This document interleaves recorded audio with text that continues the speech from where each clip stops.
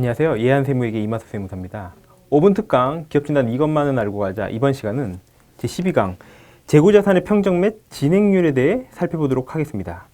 앞서 살핀 매출채권, 즉 공사미수금과 굉장히 밀접한 관련이 있고 실질자본 산정에 있어도 굉장히 중요한 만큼 한번 자세히 살펴보도록 하겠습니다.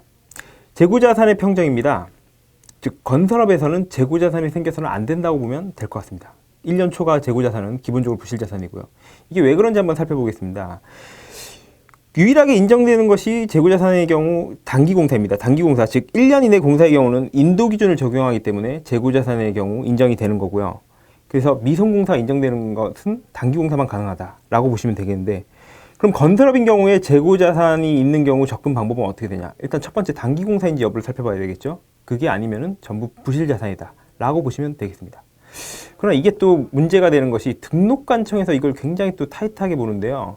이것의 경우 이제 재고자산은 기본적으로 부실이다라고 깔고 갑니다. 그래서 만약에 이게 1년 이내라고 하더라도 그것을 입증하는 것이 또 굉장히 또 저희 등록관청과 직접 또 대면해서 그것에 대해서 입증을 해야 되는데 그것이 결코 쉽지만은 않다는 점. 그래서 재고자산 기본적으로 부실로 보셔야 될 것 같고요.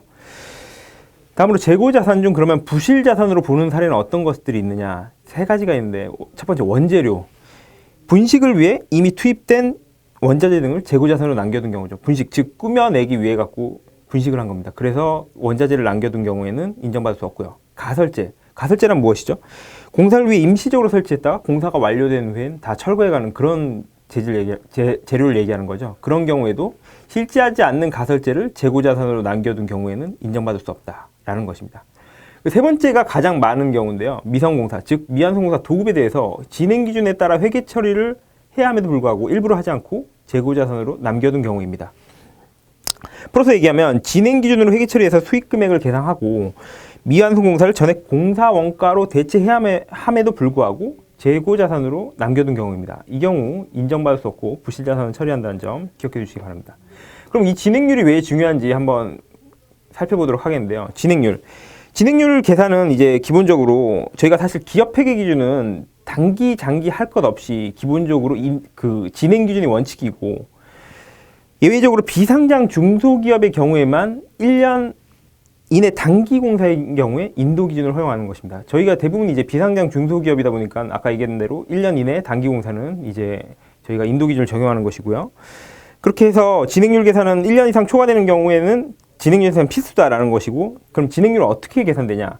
기본적으로 결산기간 동안 투입된 원가를 총공사 예정원가로 나누는 비율이 진행률이 되겠고요. 공사 수익금액은 그 총 도급액, 도급계약서상의 총 도급액의 진행률을 곱한 금액이 공사 수익금액이 되는 것입니다. 근데 그 공사 수익금액이 생계에서 발급액에 미달하는 경우에는 장부상의 공사미수금과 공사 수익금액을 추가로 계상하는 한편, 그리고 그 미성공사를 공사원가로 대체하는 것이 FM입니다.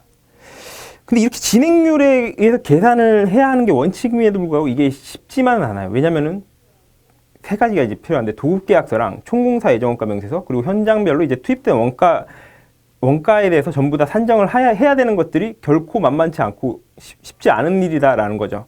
근데 처음에도 말씀드렸다시피 저희가 진행률에 따라 수익금액을 계상하는 것이 실질자본금에 나오는데 훨씬 유리합니다.